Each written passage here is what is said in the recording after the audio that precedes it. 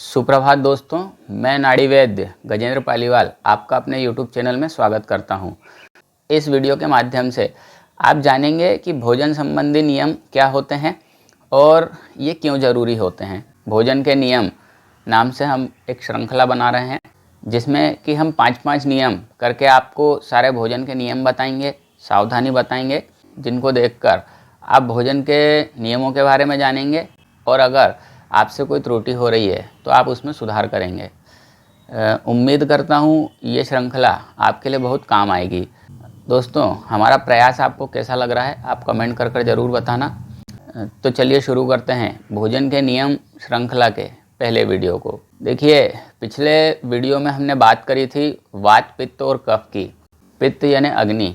देखिए, अग्नि एक बहुत महत्वपूर्ण हिस्सा होता है किसी के भी भोजन को पकाने और भोजन को पचाने के लिए। मान लीजिए आप किचन में भोजन पका रहे हैं और आपकी गैस ख़त्म हो जाती है तो आपका भोजन पकाना असंभव हो जाता है। अगर कोई अन्न जलती आग पर रखा हुआ है और अचानक से आग बुझने लगे तो आपका भोजन भी अधपका रह जाता है। उसमें ना तो कोई स्वाद होता है और ना ही आप उसका कोई लाभ ले पाते हैं। इसी तरीके से मित्रों, हमारे शरीर में भी अग्नि जलती है। जब ये अग्नि जलती है तो ये आहार मांगती है। उस समय हमको भूख लगती है और हमें हमारे शरीर को भोजन देना पड़ता है। देखिए, जिस तरह जलती हुई अग्नि को ईंधन नहीं दिया जाए तो वो अग्नि धीरे धीरे बुझने लगती है। उसी तरह से जब हमारे शरीर में जठराग्नि प्रदीप होती है और उसे ईंधन नहीं दिया जाए, मतलब भोजन ग्रहण नहीं किया जाए, तो वो जठराग्नि धीरे धीरे कम होने लगती है। यही जठराग्नि हमारे शरीर में रखे हुए पुराने अन्नों को पचाने लगती है। जब अन्न पूरी तरह से पच जाता है तब नंबर आता है दोषों का। यही वात, पित्त, कफ के दोषों को पचाने लगती है। इसी कारण से उपवास और व्रत जैसी चीज़ें हमारे आयुर्वेद में प्रधान कही गई हैं। उस पर हम बाद में चर्चा करेंगे, क्योंकि उसकी चर्चा करेंगे तो वीडियो बहुत लंबा हो जाएगा। फिर जब हमारे वात आदि दोषों को पचा लेती है और फिर भी हम भोजन ग्रहण नहीं करते हैं तो यही अग्नि हमारी धातुओं को पचाना शुरू कर देती है। जब धातुएं भी पूरी तरह से पच जाती हैं तब बारी आती है प्राणों की, और जब प्राणों को पचाना शुरू करती है तभी हमें कमजोरी लगती है, चक्कर आते हैं, थकान लगती है, सुस्ती लगती है, हम चिड़चिड़े हो जाते हैं। क्यों? क्योंकि हमारा शरीर धीरे धीरे टूटने लगता है।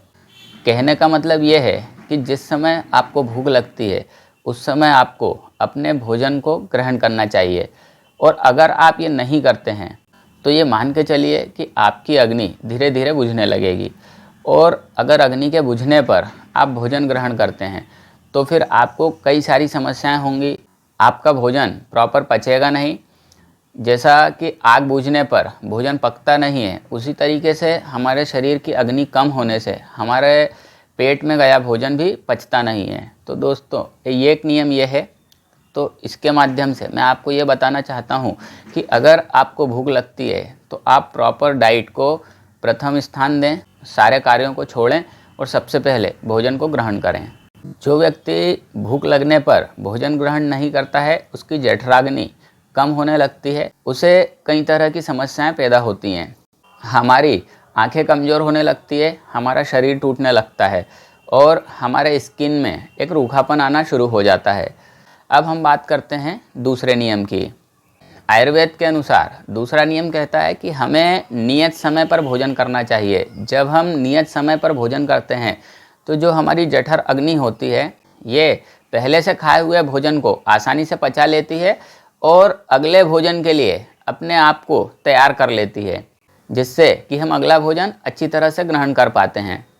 हमें अच्छी तरह भूख लगती है और हम अच्छे से उस भोजन को ग्रहण कर सकते हैं। हम नियत समय पर भोजन करने से हम रुचि से भोजन करते हैं, भोजन का पूरा आनंद ले पाते हैं। आयुर्वेद का तीसरा नियम कहता है कि अगर आपको भूख नहीं लगी है तो आप अपने निश्चित समय से पहले कभी भी भोजन नहीं करें। मैंने बहुत से लोगों को देखा है कि अगर उन्हें कोई काम होता है, जैसे मान लो ट्रेन पकड़ना है या ऑफिस जाना है, तो वो उनके नियत समय से पहले ही भोजन ग्रहण कर लेते हैं।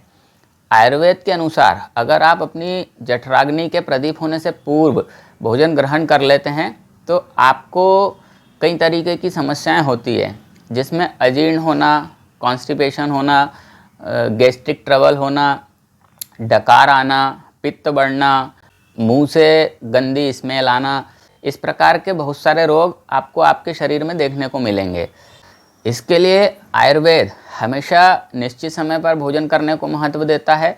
अब आप लोग कहेंगे कि भाई कभी जभी ऐसा करने से कुछ नहीं होता, हमारी बॉडी तो एडजस्ट कर लेती है। तो देखिए, ऐसा नहीं होता है। उसके लिए मैं आपको एक व्यवस्था बताता हूँ कि मान लीजिए आपकी भूख का समय हो रहा है या आपके भोजन का समय हो रहा है और उसी समय में आपको अचानक कहीं जाना पड़ता है, तो आप भोजन ग्रहण नहीं कर पाते। लेकिन चूंकि आपकी अग्नि प्रदीप हो चुकी है, तो उसके लिए आप क्या करिए, थोड़ा सा कुछ भी हल्का फुल्का आहार ग्रहण कर लीजिए।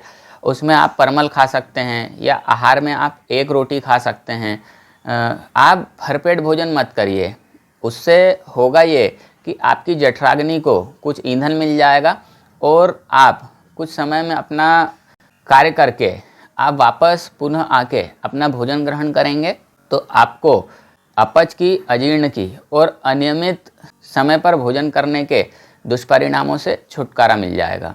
के लिए आयुर्वेद कहता है कि अच्छी भूख लगने पर ही भोजन को ग्रहण करना चाहिए। इससे इसका मतलब ये है कि जब जठराग्नि बढ़ती है और उसी समय में भोजन दिया जाता है, तो आपका भोजन बहुत अच्छी तरह से पचता है। अब भोजन का चौथा नियम की हम बात करते हैं। आयुर्वेद के अनुसार बहुत से लोग ऐसे रहते हैं जो भोजन के निश्चित समय से बहुत लेट भोजन करते हैं। तो ऐसे लोगों को भी कई प्रकार के रोग उत्पन्न हो जाते हैं। इसमें होता यह है कि जो वायु होती है वो हमारी जठराग्नि को पूरी तरह से नष्ट कर देती है और हमारी भूख धीरे धीरे कम होने लगती है। फिर जब जठराग्नि कम होती है और भोजन को ग्रहण किया जाता है, तब हमारा भोजन प्रॉपर पच नहीं पाता है और उससे भी हमें कई भयंकर रोग होते हैं। अजीर्ण होना, गैस्ट्रिक ट्रबल होना, ऐसे कई रोग हमें हो जाते हैं।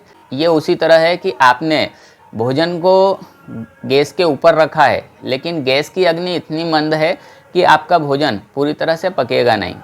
इस उदाहरण के माध्यम से मैं आपको ये बताने की कोशिश कर रहा हूँ कि जब आपको भूख लगे तो आपको तुरंत 10 काम छोड़कर भोजन कर लेना चाहिए।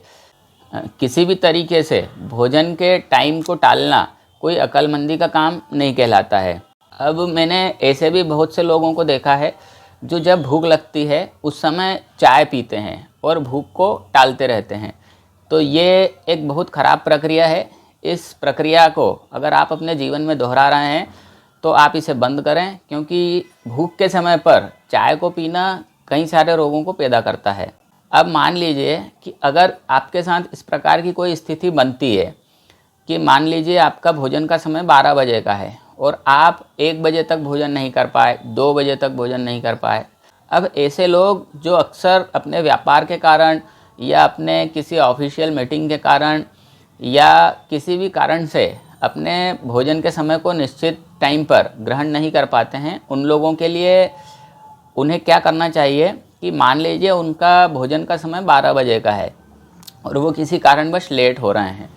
तो अक्सर मैंने लोगों को देखा है कि लेट भोजन करते हैं तो वे लोग भोजन ज़्यादा ग्रहण करते हैं या उतनी ही मात्रा में करते हैं, या उनकी निश्चित डाइट हो रहती है, मान लीजिए 4 रोटी की है तो वो 5 रोटी 6 रोटी ग्रहण करते हैं। तो दोस्तों, ये एक बहुत गलत प्रक्रिया है। इससे भी आपको इंडाइजेशन होगी और आपको कई सारे रोग होंगे। तो आप क्या करिए, इसके लिए मैं आपको एक व्यवस्था बताता हूँ कि आप अपने भोजन को 5 भागों में डिवाइड करिए और 1 घंटा अगर आप अपने भोजन के समय से लेट होते हैं तो यह भोजन के एक पार्ट को कम करते जाइए। अब आपने जैसे मान लो 5 पार्ट कर लिए हैं और आप 12 बजे भोजन करते हैं, आप किसी कारणवश 1 बजे भोजन करने जा रहे हैं, तो इन 5 पार्ट में से 1 पार्ट आप कम कर दीजिए। अगर आप 4 हिस्से ही ग्रहण करेंगे तो रात के भोजन के समय आपको तकलीफ़ नहीं होगी। इसी तरह मान लीजिए आप 2 बजे भोजन करते हैं, मतलब आप अपने भोजन से 2 घंटे लेट हो गए, तो आप अपने भोजन के 2 हिस्सों को कम कर दीजिए, आप केवल 3 हिस्सों को ग्रहण करिए। इसी तरह आप 3 हिस्से 4 हिस्से को अवॉइड करते जाइए। अब अगर आपके 5 घंटे लेट हो गए हैं तो फिर आप भोजन ग्रहण मत करिए, कोई भी फल को ग्रहण करिए और अगले भोजन के लिए अपने शरीर को फिर तैयार करिए। अगर आप इस तरीके को आजमाते हैं तो आपके शरीर में न केवल नई ऊर्जा का संचार होगा और आपका डाइजेशन भी बहुत अच्छे से इम्प्रूव होगा। आपको कॉन्स्टिपेशन की और अजीर्ण की पूरे जीवन भर कभी समस्या नहीं होगी। देखिए, अब बारी आती है 5वें नियम की। जब हम भोजन ग्रहण कर लेते हैं और उसके कुछ घंटों बाद हमारे अंदर एक नई उत्साह का संचार होने लगे, हमें भूख भी लगे, साथ में प्यास भी लगे, हमारा शरीर हल्का हो, कुछ लोगों को डकारें आती है लेकिन वो डकारें शुद्ध हो, उसमें बदबू नहीं आ रही हो, तो आप ये समझ लीजिए कि आपकी जठराग्नि प्रदीप होने लगी है, मतलब आपका शरीर अगले भोजन के लिए तैयार होने लगा है। तो जब आपको अच्छी तरह भूख लगे तो आप दूसरा भोजन अपना ग्रहण करिए। देखिए, आयुर्वेद के अनुसार हमारा भोजन 3 से 5 घंटे के भीतर पच जाता है, लेकिन कोई चीज़ें जल्दी पचती हैं, कुछ चीज़ें लेट पचती हैं। जैसे आयुर्वेद में बताया गया है कि भाई भोजन श्रृंखला देश, प्रदेश और विदेश तीनों के लिए अलग अलग होती है। उसी अनुसार भोजन ग्रहण करने की क्षमता भी हर देश प्रदेश के व्यक्ति की अलग अलग हो सकती है।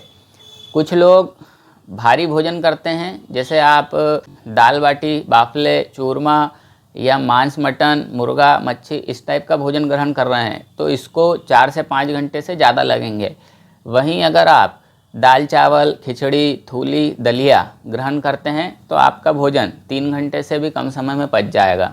तो आप लोग स्वयं निर्धारित करिए कि आपने आज क्या ग्रहण किया है और आपको कितनी देर बाद भूख लगने वाली है, उसके अनुसार आप अपना अगला भोजन ग्रहण करिए। तो दोस्तों, आज हमने भोजन के 5 नियमों की बात करी जो कि हमारे लिए दैनिक दिनचर्या में पालन करना बहुत आवश्यक है।